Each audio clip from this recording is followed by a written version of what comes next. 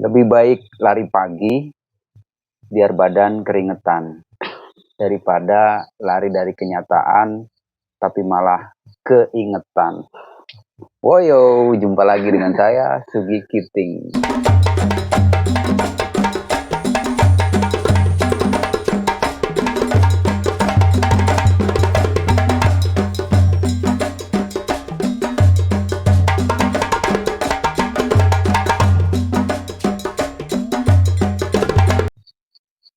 Di kali ini saya kedatangan junior atau teman atau saudara dari Palu, Sulawesi Tengah. Dia datang katanya habis lomba, tapi dia sempatkan untuk singgah ke tempat saya di Banyuwangi, di Glenmore. Siapa dia? Silahkan perkenalkan diri. Hai semuanya, saya Zia, biasa dipanggil Mona juga ya. Soalnya dari Palu, Sulawesi Tengah. Tepatnya di Kabupaten Sigi, Kalukubula. Ngapain datang ke sini? Jalan-jalan. Kemarin tuh ikut lomba Dieng Kaldera di Dieng, khususnya daerah Tambir. Itu untuk Dieng Kaldera 35 kilometer. Kamu kan dulu hobi naik gunung. Terus gimana ceritanya mulai seneng naik gunung tuh di kampungmu di Palu sana? Itu awalnya gimana kok bisa seneng naik gunung? Awalnya saya suka mendaki gunung itu masih sekolah SMA. Itu ikut pramuka, terus SMA, ikut pencinta alam. Kalau di Palu itu pencinta alam itu harus ada di klatsarnya, nggak bisa naik-naik gunung aja, tapi harus ada pendidikan dasarnya juga. Itu ikut apa pendidikan dasar itu? Dulu saya ikut ERAPAL, Erahma Pencinta Alam. Di SMA? Itu sudah selesai SMA mau masuk kuliah. Di SMA nggak ada? Di SMA nggak ada, adanya pramuka aja. Era apa? Apa tuh era apa? ERAPAL itu Erahma Pencinta Alam. Itu umum? Umum itu kategorinya ada yang kuliah, ada yang sekolah, ada yang tidak sekolah, semuanya gabung. Terus yang itu? Yang dulu sempat Alpen apa? Oh, Grand Alpen. Kalau Grand Alpen sendiri saya yang dirikan di tahun 2006. Itu berlatar belakang karena saya suka Gunung Alpen, pengen sekali ke Gunung Alpen suatu saat nanti. Terus tapi di Grand Alpen sendiri sebenarnya mendaki gunung tuh bukan prioritas utama, tapi lebih ke lingkungan. Bagaimana teman-teman pencinta alam itu tidak sekedar naik gunung, tapi punya rasa empati dan peduli terhadap lingkungan dan gunung yang dia lalui itu. Banyak anggotanya? Kalau sekarang sekitar 20 orang. Kita juga di Grand Alpen tidak setiap tahun merekrut orang, karena kami bukan mencari pendaki gunung sih sebenarnya, lebih ke anak-anak yang mau peduli terhadap lingkungan sekitarnya dan gunung. Tapi hobi naik gunung udah waktu itu? Sudah hobi naik gunung. Udah kemana aja? Waktu itu karena baru lulus SMA, jadi masih di sekitaran Kota Palu, Sigi, Sulawesi Tengah lah. Gunungnya gunung apa aja tuh? Gunung Nokilalaki, ada Gunung Gawalise juga, Roro Katindu, pernah ke Latimojong juga, ke Wakaraeng, seperti itu. Lalu itu kan setelah itu kayaknya nggak puas tuh dengan pencinta alam lokal, terus kok bisa menjelajah ke Jawa terus ikut perhimpunan Wanadri itu? Iya, awalnya saya tuh kenal Wanadri dari buletin Wanadri. Kebetulan kakak sepupu saya laki-laki tuh punya sahabat di salah satu mapala di Universitas Tadulako Palu, Sagarmata. Jadi banyak buletin Wanadri yang dia beli. Jadi saya sering baca-baca itu, jadi tertarik. Banyak perempuan tapi sudah umur dewasa ya, sudah ibu-ibu, pasti hebat-hebat mereka mendaki gunung. terutama itu Kartini Petualang. Masih ingat sekali buletin itu tentang Kartini Petualang. Terus tanya kakak saya, boleh tidak saya ikut Wanadri? Dia bilang, kalau kamu ikut Wanadri, cintai dulu itu gunung, daki dulu itu gunung, Mbak. Sanggup apa tidak? Kalau tidak sanggup, jangan coba-coba. Ternyata sanggup. Sanggup, tapi berat ternyata Wanadri. Tapi lulus kan? Alhamdulillah lulus. Tahun berapa itu nanti? Lulus PDW itu 2012, angkatan Langkabut Cantigi. Setelah ikutan Wanadri, masih suka naik gunung? Masih, tapi tidak terlalu aktif lagi karena punya pekerjaan yang lain juga. Apa tuh? Kemarin sempat jadi kader konservasi di Lorelindu juga. Jadi kalau ada kegiatan-kegiatan Lorelindu itu diajak untuk ikut investasi, monitoring satwa dan fauna di hutan juga. Terus juga sempat kerja di beberapa perusahaan gitu. NGO gitu ya? NGO lingkungan. Jadi nggak tetap kerjanya ke... Nggak tetap, tergantung. Biasa setiap tahun berubah lagi, tidak terikat lah. Waktu itu sempat ikut itu, sertifikasi pemandu tuh. Iya, tahun 2016 ya kalau nggak salah. Ikut sertifikasi pemandu gunung APGI di Jogja. Ya? Itu batch kedua kalau nggak salah ya, Jogja. Kenapa kepikiran ikut pemandu gunung? Apa pengen, emang mau tadinya serius serius mau jadi pemandu atau hanya cari pengalaman aja atau gimana?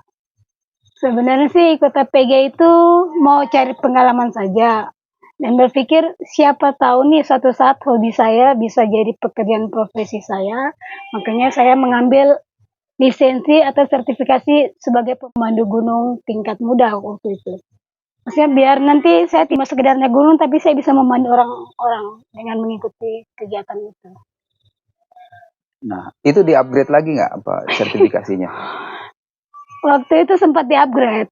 Kebetulan juga saya sempat jadi pengurus APGI Sulawesi Tengah selama 2 periode.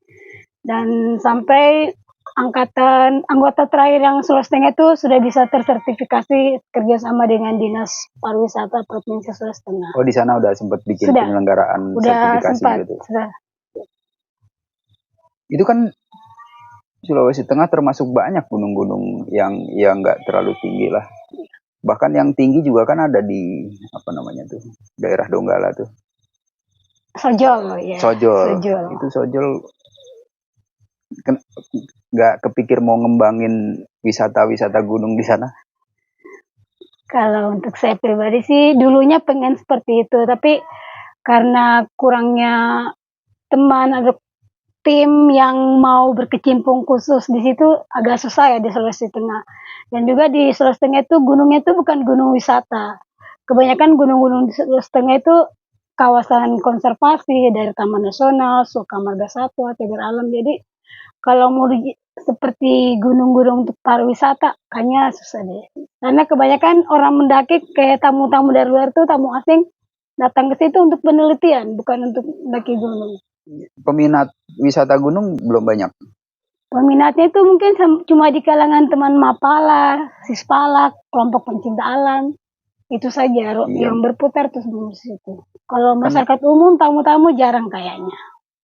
Di Jawa kan dulu emang seperti itu kan. Terus sekarang mulai rame nih pendaki-pendaki yang nggak berpengalaman pun bisa naik gunung kan. Iya. Nah, kemungkinan di sana juga kan akan begitu. Terus kayak di inilah. Mungkin ini karena jadi salah satu tujuan Seven Summit ya, Rantai Mario tuh. Lampu Batang. Itu kan jadi rame sekarang. Iya. Nah, di Sulawesi kan kemungkinan kalau kurang promosi sih kalau saya ngelihat gunung-gunung di di Sulawesi Tengah tuh. Kayak Sojol itu kan harusnya bisa jadi gunung favorit di Sulawesi Tengah tuh. Gunung Sojol tuh mungkin terlalu lama ya perjalanannya. Kalaupun jalur terakhir yang teman-teman buka jalur tuh yang dapat tahun 2 tahun terakhir lah. Itu ada waktu 6 hari kayaknya.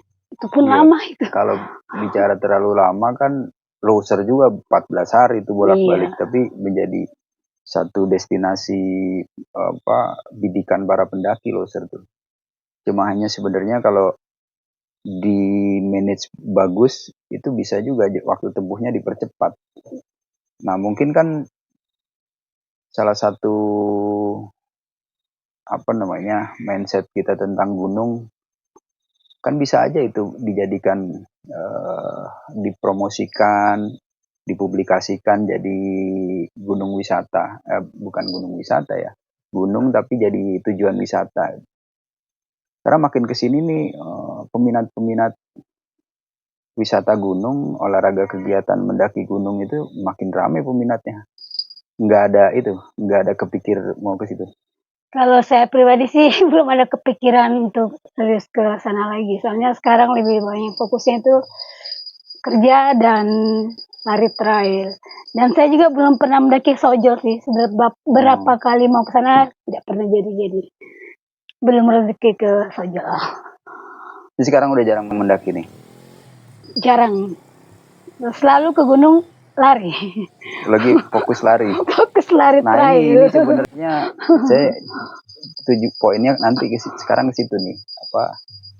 Saya tuh sebenarnya heran ya. Dulu kalau lihat orang lari-lari di gunung itu, dulu saya pernah juga ikut lomba Kompas Trekatlon itu yang tapi dia bergu 3 orang dan sempet kita ngirim 3 tim, itu juara 1, juara 3 dan saya juara 7.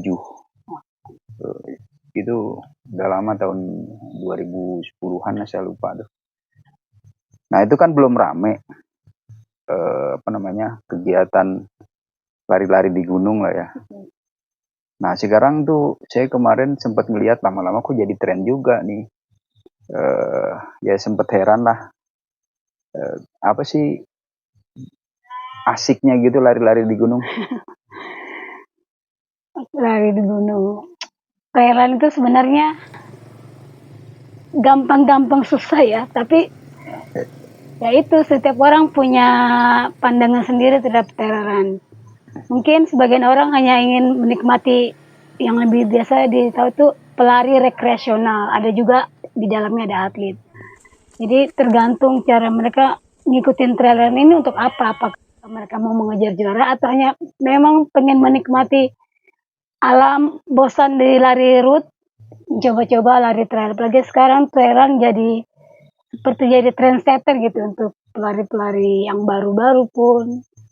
Oh, jadi ada beberapa tujuan gitu. Ada yang bosen dengan lari di jalan raya atau di jogging track. Nah, dia coba track yang mungkin awalnya ke itu kali ya, ke jalan-jalan kampung gitu. Iya, jadi naik-naik ke gunung. Cuma kalau lari trail itu ada kualifikasinya. Jadi kita nggak bisa lari langsung 20 km kalau kita tidak pernah half marathon di lari route atau tidak pernah finish di lari 10 km-nya lari trail. Begitupun sebaiknya naik ke 35, 40, 50 semuanya ada tahapannya. Nanti itu dibuktikan dengan sertifikatnya kamu dari race sebelumnya. Taruh. Sebelum lari ke situ tuh, kapan awal-awal mulanya tertarik lari-lari di gunung nih? Kalau tertariknya sih mungkin dari waktu pencinta alam itu kan kita sudah biasa orienteering ya. Total orienteering atau cross country itu sudah pernah. Tapi kalau cross country kan kita sampai 2-3 hari baru sampai finish per etape. Cuman pas kalau lari trail sih 2021, tepatnya itu 28 November 2021, pertama kali ikut di Palu 25 km dan waktu itu alhamdulillah juara 1. Jadi karena di kampung sendiri. Karena di kampung sendiri. Terus berikutnya, oh ya udah mau beranikan diri keluar Sulawesi nih. Kebetulan waktu itu ada ala-ala trail di Sentul Bogor. Itu betul sih cuma 15 kilo, tapi elevasinya juga 2000, berat juga. Dan pesaingnya banyak. Pesaingnya banyak, dan alhamdulillah saya juara 1, tapi nggak kepikiran kok bisa saya juara 1, padahal itu masih banyak atlet-atlet yang sudah awalnya sudah lebih senior di lari trail. Berarti yang lain lemah lah ya. Itu mungkin rezeki. Dari situ udah terus kepincut. Iya, mungkin gara-gara pernah juara jadi ingin mengulang terus, berproses. Ini udah terakhir kemarin yang diikutin itu yang di Wonosobo ya? Wonosobo. Itu lomba yang keberapa? Wow, lomba keberapa ya? Oh, udah berarti banyak lah, udah nggak Sudah, kehitung. mungkin sudah 30-40an kali. Prestasi tertinggi juara apa? Dan di mana? Yang fenomenal lah. Yang kebanggaan itu ya pernah mengikuti kejurnas lari trail Indonesia di 2022. Kebetulan waktu itu lokasinya di Sulteng. Jadi saya dan tim juara 3 bergu 86 km. Itu kejurnas. Nah ini kan udah jadi tren sekarang nih. Itu sebenarnya ada penyelenggaranya atau bagaimana sih penyelenggaraannya? Coba deh ceritain ke saya, emang bener-bener awam saya tentang lari-lari trail running di gunung nih. Lari trail itu sekarang sudah punya wadahnya sendiri, federasinya sendiri, itu namanya ALTI, Asosiasi Lari Trail Indonesia. Itu ALTI sendiri sebenarnya sudah dari beberapa tahun lalu, mungkin sekitar 2007-an kayaknya. Dan tapi sudah nanti dia naik lebih terkenal lagi tuh ketika mau ke Jurnas. Yang kayak ini 2022 tuh. Rinjani Ultra dan BTS 100 apa tuh? Iya. Itu pernah ikut? Kalau Rinjani saya pernah ikut yang 36 kilo, yang 2022 kalau Rinjani Ultra itu? Iya, Rinjani 100. Iya. Saya ikutan 36, terus yang Siksoro Golau saya ikut yang 80 kilo. Itu saya juga dapat juara 4. Itu waktu Rinjani juara 2 36 kilonya. BTS belum ada? BTS belum pernah coba. Nah, nanti itu suatu saat. Event tiap tahun itu ya? Iya, itu event tiap tahun. Itu ada event organizernya sih. Terus gini, itu gimana latihannya untuk jaga stamina tuh? Kalau saya sih karena biasa diskusi juga sama pelatih, ada pelatih fisiknya, ada pelatih ini juga. Jadi kalau saya biasa minta menu latihan tuh dari pelatih ini. Jadi kalau kita mau lari ultra, misalnya di atas 50 kilo, ya target kita setiap minggu itu harus ada minimal 50 km per minggu ya minimal. Itu sudah termasuk strength di dalam, ada juga gym, ada juga istirahat yang 1 hari full, tidak melakukan aktivitas itu, tidur dan tidak boleh banyak begadang, nutrisi juga bagus lah. Nah kalau ya ini kan kemarin nggak ada pelatih tuh, terus konsistensinya gimana, cara menjaga konsistensi untuk tetap jaga kebugaran tubuh supaya nggak drop itu? Kalau sebenarnya sih tidak setiap minggu harus ketemu pelatih, tapi kan menu-menu latihan itu sudah terprogram dari beberapa tahun lalu. Misalnya, saya ini mau ikut 100 kilo tahun ini. Jadi proses latihan itu lama, jadi sudah ada semuanya. Jadi setiap minggu harus targetnya berapa kilo, elevasinya juga harus ditargetkan berapa, waktunya kita juga berapa. Misalnya kita mau lari 50 kilo waktu latihan, kira-kira kita bisa tempuh berapa jam ini, apakah 11 atau 12 jam.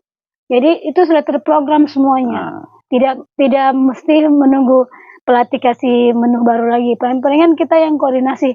Coach, kok saya kemarin milesnya nggak nyampe nih, gini-gini. Jadi kira-kira minggu depan harus gimana? Bilang, boleh bisa dinaikin lagi atau strength-nya dibenerin lagi, ditingkatkan lagi. Pelatihnya dari mana? Kalau pelatih saya sih, saya tidak punya pelatih pribadi ya, tapi di Palu tuh saya punya teman, kebetulan dia pelatih fisik untuk panjat tebing, kebetulan samping rumah juga. Jadi saya biasa untuk latihan strength atau gym tuh saya koordinasi dengan dia juga. Terus kalau untuk latihan milits per minggu, saya biasa koordinasi sama pelatih online yang di Jakarta, tapi sudah kenal. Misalnya ada Coach Syahril gitu, dia sering kasih menu latihan juga. Dan biasa juga sering-sering bertanya sama para senior-senior lah yang sudah lebih berpengalaman. gimana sih bisa jaga stamina kalau kita mau race sekian kilometer, apa sih yang harus disiapkan. Jadi sering bertanya ke mereka yang lebih berpengalaman, karena saya juga masih baru dari trail sendiri. Berarti poinnya itu harus konsisten menjaga stamina Ya, supaya nggak drop, terus nggak segan bertanya kepada yang udah berpengalaman, iya. cari referensi yang banyak, Referensi. dan jujur gitu ya, nggak bohong. Nggak bohong itu artinya nanti aja lah kalau Iya. mau bertanding baru latihan. Jadi emang harus konsisten ya. Sudah harus konsisten. Jadi bukan nanti bulan depan latihan baru latihan sekarang, enggak. Semuanya sudah ada prosesnya dari beberapa bulan kemudian, karena rating kita juga bisa naik turun. Apalagi fitness level seseorang tidak pernah sama. Apa targetnya ikut ini terus menerus nih? Apa namanya? Ya target akhirnya gitu. Target akhirnya sih saya pengen obsesinya itu pengen ikut final UTMB di Mountain. Kebetulan di Gunung Alpen, dan Gunung Alpen ini adalah impian saya. Itu yang bergengsi ya? Itu sudah finalnya lari trail. Nah ini yang nggak masuk akal saya tuh kan, ada beberapa temen dan ini kebetulan bisa nanya langsung. Ini masalah kalau kejuaraan lain gitu ya, misalnya badminton kah apa pertandingan itu kan, kalau dia berprestasi juaranya kan lumayan tuh hadiahnya. Tapi yang saya dengar justru di kegiatan trail running ini itu modalnya gede banget kayaknya tuh. Bayar pendaftarannya aja sekian, terus dibanding dengan hasilnya kalau juara tuh dapetnya cuma sekian, kok nggak masuk akal itu. Motivasinya apa orang ikut itu? Iya. Motivasinya apa ya lari trail ini? Memang sih benar, lari trail itu mahal. Biaya pendaftarannya mahal, akomodasinya mahal, apalagi saya dari Sulawesi ke Pulau Jawa, wah mahal sekali. Dan hasilnya juga kadang tidak sesuai ekspektasi yang kita harapkan. Tapi selama ini yang saya merasa cukup lah, itu ketika lomba di Bontang Ultra Trail. Waktu itu saya juara 260 kilo, dan situ kita dapat hadiah uang cash 20 juta dari panitia. Tanpa ada barang-barang sponsor lain ya, tapi langsung uang cash. Kalau di lomba-lomba lain biasanya yang juara 1 itu biasa dapat jam tangan, tapi jam tangan olahraga ya, kayak Coros, Contoh, Garmin. Nah, kalau juara 1, 2, 3 biasanya sepatu. Gitu. Nah, berarti kan untuk memenuhi kebutuhan hobi itu kan nggak sedikit itu biayanya. Secara materi nggak sedikit lah. Apa dapat sponsorship, endorse atau apa tuh? Supporting dari mana? Kalau selama ini berapa tahun terakhir ini saya pakai uang pribadi, tidak punya sponsor, dan tidak ada dukungan juga dari daerah saya sendiri maupun di Palu ya, tidak ada dukungan. Palingan saya dapat dari uang pribadi selama ini ikut lomba. Kadang kalau juara di lomba itu ya biasa uangnya diselipkan juga. Kebetulan kan saya juga kerja, jadi masih ada tabungan-tabungan untuk lomba. Dan juga tidak semua lomba harus diikuti, karena kalau mau diikuti semuanya, wah banyak juga biayanya ini. Jadi ya sesuai, pilih-pilih lah yang ada kualifikasinya juga, yang ada hadiahnya juga. Karena saya pelari yang mau mencari uang, mau mencari juara, bukan cuma sekedar rekreasional, cuma pergi finish aja, enggak. Saya pengen dapat juara, pengen dapat uang. Mungkin dari lari saya dapat rezeki itu. Keren. Nah, ini balik lagi ke dua kombinasi nih, lari dan gunung gitu. Jadi lari di gunung. Ini kepikir nggak sih kalau gunung itu kan lumayan bahaya tuh. Kita naik gunung yang nggak lari aja, kadang banyak orang ada yang hipotermi lah, ada yang ini. Tuh antisipasinya gimana tuh kalau lari-lari di gunung? Sendiri, apa harus beberapa orang atau bagaimana? Kalau di lomba itu sudah ada SOP ya untuk lari trailnya. Jadi SOP mandatori. Jadi di mandatori itu sudah dicek semuanya, mulai dari emergency blanket, P3K, nutrisi selama lari, di luar yang disiapkan panitia di water station ya, pakai vest, air minimal 1 liter di vest, terus tambah nutrisi yang lain kayak gitu, ada headband. Jadi kita nggak sekedar lari doang, tidak membawa perlengkapan untuk keselamatan diri sendiri. Dan kita juga itu semuanya barang akan diperiksa. Ketika itu tidak ada, kita bisa didiskualifikasi ketika finish, atau di awal juga kita sudah dicekal. Kamu harus siapkan dulu semuanya. Dan juga sebelum kita race itu ada pemeriksaan medis, atau kita harus mengantarkan surat kesehatan dari rumah sakit atau dari dokter untuk diserahkan ke panitia. Itu kan kalau lomba. Iya. Ini kalau lomba oke lah, saya nggak terlalu banyak pertanyaan. Pasti itu udah disiapkan oleh panitianya semua secara benar, secara baik. Prepare-nya juga udah pasti baik. Antisipasinya juga udah baik, dan dari belajar dari evaluasi. Yang jadi pertanyaan saya tuh kayak tempo hari saya naik ke Gunung Gede. Iya sih TikTok, tapi nggak lari gitu. Nah itu di situ banyak tuh teman-teman orang-orang yang pada lari. Nah itu yang saya maksud, antisipasi diri sendiri tuh bagaimana gitu kalau di gunung tuh.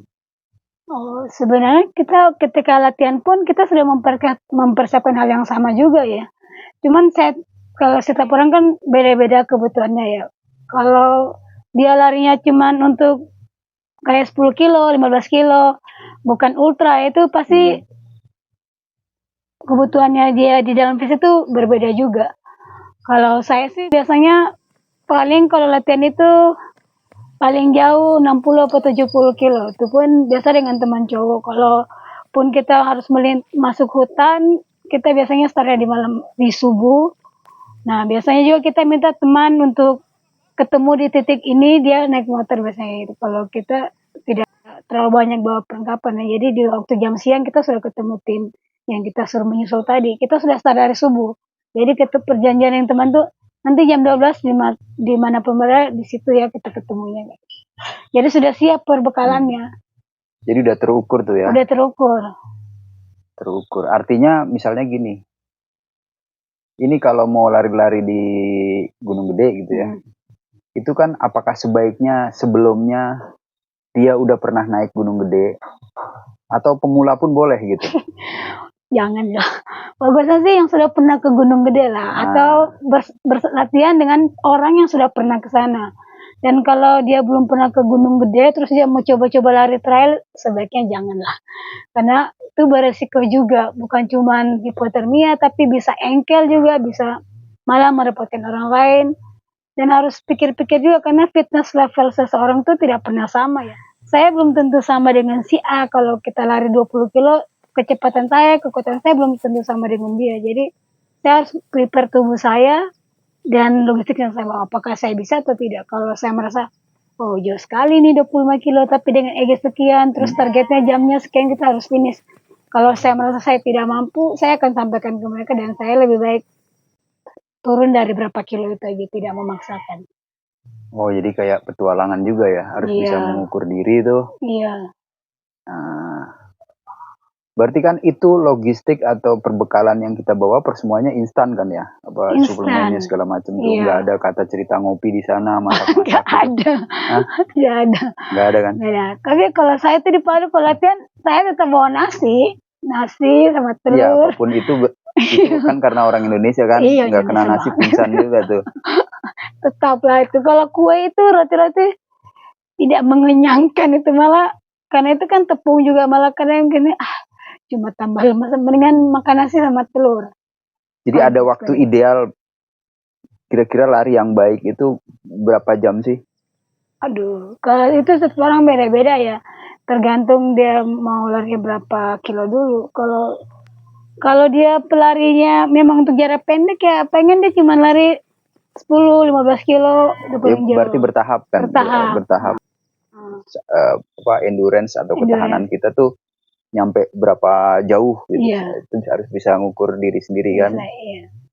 Nah, kalau saya juga biasanya, besok jadwal saya mau latihan 15 kilo, tapi pengen targetnya sekian jam. Nah, terus berapa hari kemudian saya mulai 40 kilo, yang penting kilometernya nyampe, jamnya nggak apa-apa lah, lewat dari kecepatan, iya nggak apa-apa. Yang penting targetnya kilometernya nyampe, dan baiknya juga. Kadang kalau 15 kilo ya udah saya pengen 15 kilo, pengen coba 1,5 jam sanggup tidak ini. Itu harus dicoba. Berarti jarak dan waktu tempuh itu jadi target. Jadi gitu. target. Ini jaraknya tercapai, Iya. tapi kalau waktunya masih Iya. nggak tercapai, besok diulang Iya, lagi diulang. sampai itu benar-benar kecapai. Iya. Kayak gitu. Jadi tidak setiap hari harus sama, oh saya harus 40 kilo sekedar lari doang, tapi tidak pikirkan kira-kira saya bisa berapa jam ya.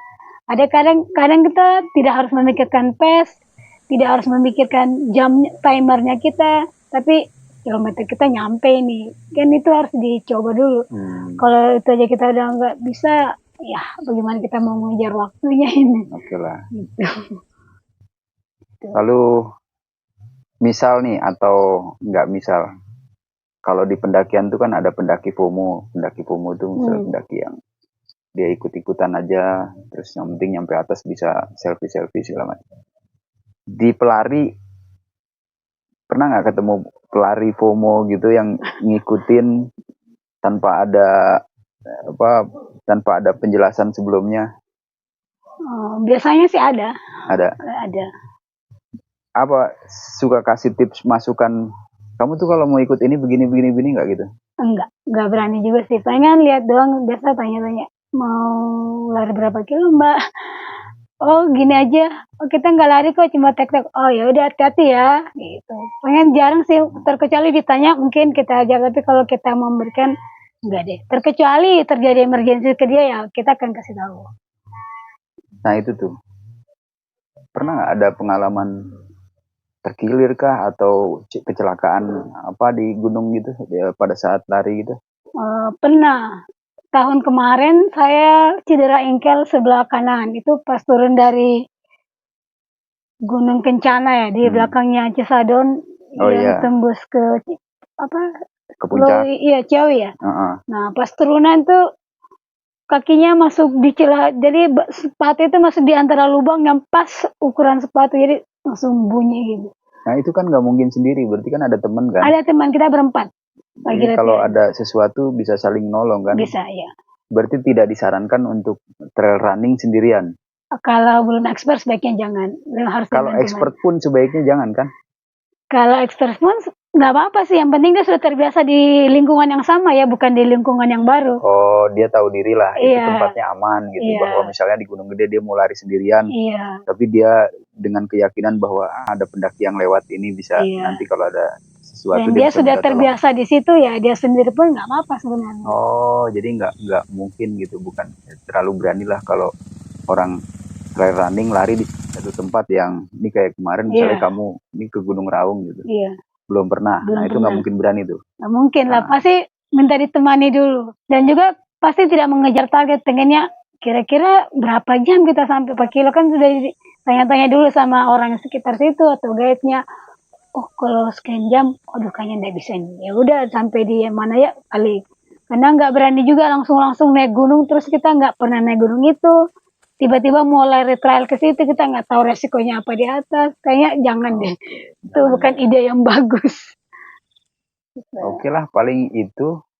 Jadi kira-kira apa ya?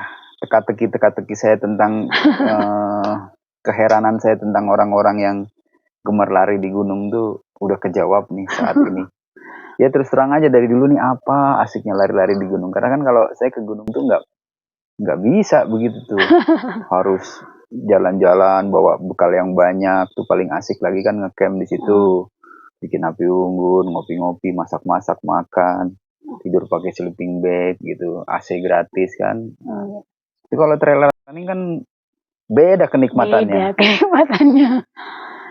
Oke lah, jadi udah nih goodbye naik gunung atau gimana? Tetaplah pengen suatu saat kembali naik gunung lagi. Selama kaki masih mampu berlari dan jalan, gunung masih tetap dilanjut. Ada pengaruh nggak sih latihan fisik dengan cara berlari ini untuk aktivitas naik gunung? Maksudnya gimana itu? Iya, dulu saya pernah gini, saya disuruh kalau hobi naik gunung suruh latihannya lari. Saya bilang, saya kan mau jadi pendaki bukan mau jadi pelari. lari aja dulu. Nah itu Oh, menurut kamu ada nggak sih korelasinya atau apa namanya ya, gunanya tuh latihan fisik lari untuk seorang pendaki gunung gitu? ya kalau untuk saya sih berguna sekali karena biar otot-otot kita itu tidak kaku ketika kita mendaki gunung. Jadi setidaknya ada pelemasan otot dulu, kita latihan jogging-jogging kecil sebelum kita naik gunung, apalagi gunungnya elevasinya tinggi-tinggi semuanya dan ekstrim. Jadi sebaiknya ada pelatihan fisik dulu. Mau itu jogging, mau itu futsal, pokoknya ada latihan fisik dulu lah melemaskan otot-ototnya. Jadi korelasinya ada Ada lah ya. korelasinya ada. Oke Biar lah mungkin bukan itu ya. hanya sekedar oh mental saya ini mampu nih naik gunung, tapi fisik saya tidak mampu. Jadi harus dilatih semuanya mental dan fisiknya juga. Ini menurut kamu kegiatan atau kejuaraan atau tepatnya kegiatan lari di gunung ini kedepannya bagus atau begitu-gitu aja? Kebetulan lari trail juga sudah masuk PON ya. Tahun kemarin di Medan itu sudah masuk ekspedisi. Nah, nanti di Nusa Tenggara Timur nanti 3 tahun ke depan itu sudah masuk jadi kompetisi. Jadi kompetisi. Iya. Jadi ada medalinya tuh ya. Sudah ada medalinya juga. Nanti mewakili ini dong, daerah, mewakili provinsi. Sulawesi Tengah. Oh, belum tentu, tergantung siapa tahu ada provinsi lain yang mau hire kayak gitu. Oh, jadi dia bisa kayak pemanjat gitu ya? Iya. Pemanjat kan biasanya gitu juga tuh. Ada atlet dari mana, tapi karena provinsinya nggak open, nggak mengurusi gitu, cuek aja. Nggak peduli sama atletnya. Nggak peduli. Ada provinsi lain yang minat, itu bisa jadi atletnya dia. Oh gitu. Jadi belum tentu jadi atletnya Sulteng. Berharap tetap jadi atletnya Sulteng, cuman kalau tidak diperhatikan dan ada provinsi lain yang mau merekrut kita, ya oke lah, nggak apa-apa. Oke, semoga jadi juara. Amin. Dan semoga dilombakan di pon-pon dan terus-menerus menjadi satu cabang olahraga lagi ya, cabang olahraga trail running. Karena ini jadi satu lagi cabang olahraga yang dari hobi jadi cabang olahraga kan. Prestasi. Sebelumnya kan panjat tebing tuh. Iya. Terus arung jeram udah masuk juga. Nah, sekarang trail running. Jadi sebenarnya ada orienteering. Iya, orienteering juga sekarang dalam proses sudah di Fornas ya. Iya. Bedanya tuh kan kalau trail running tuh hanya otot ya. Iya kan? Ya mental juga lah. Iya mental ya pasti. Tapi kalau orienteering itu kan otot dan otak gitu. Iya. Kan harus baca arah, harus bisa baca peta segala macam. Lari trail juga baca peta, kan ada peta yang diberikan sama panitia. Iya, harus skill juga sih. Kalau kita mau downhill itu kalau kita ragu-ragu bisa kepleset jelas selesai. Jadi harus ada tekniknya juga. Tapi tetap beda dengan orienteering kan. Kalau orienteering kan ya tergantung aturan mainnya kan. Iya. Bisa ke mana-mana dulu. Tapi kalau trail running kan memang jalurnya sudah dibuat. Iya, jalur yang sudah dibuat itu. Ya mungkin itu jadi teka-teki saya sudah terjawab oleh orang yang hobi lari-lari di gunung. Harusnya saya ngobrol dengan penyelenggaranya nih. Iya. Nanti-nantilah. Oke, makasih. Oke. Nah, itu satu lagi deh. Buat yang para pemula nih, kalau mau ikutan jejakmu nih gimana? Oke, saran saya sih untuk teman-teman yang baru mau mencoba lari trail, sebaiknya sih persiapkan mental dan fisiknya, harus latihan, tidak asal-asal FOMO aja lari di gunung. Karena lari di gunung itu punya resiko, dan di gunung tidak ada orang tolong kamu kalau tidak punya persiapan yang bagus. Perlengkapannya juga ya menyesuaikan lah perlengkapannya, karena ya sepatunya juga kan beda itu. Iya, sepatunya juga beda, tapi nggak apa-apa lah kalau elevasi gunungnya masih renable, masih boleh lah pakai sepatu root. Kalau masih EG 400, tapi kalau sudah main EG 1000, ya sebaiknya pakai sepatu yang sesuai medannya juga lah, karena berisiko dengan kakinya kita. Jadi nggak sembarang orang yang bisa ikutan lari-lari di gunung ya? Iya, hanya orang-orang gila aja lari di gunung. Oke, jadi itu aja. Terima kasih Mona udah datang ke sama-sama. Glenmore, daerah asik di kaki gunung Raung. Jumpa lagi dengan sharing-sharing berikutnya dan dengan narasumber yang mau datang ke sini tentunya. Terima kasih, selamat malam, wassalamualaikum. Selamat malam.